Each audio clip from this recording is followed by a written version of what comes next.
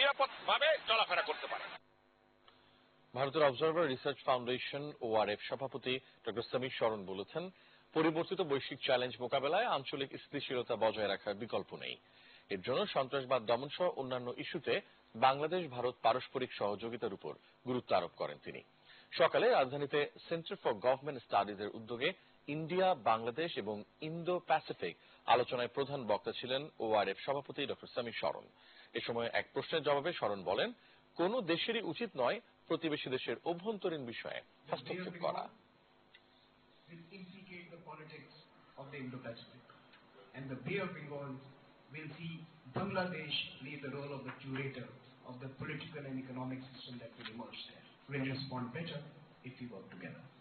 So India, Bangladesh and the world must be our first agenda. How do we work together to engage with the world?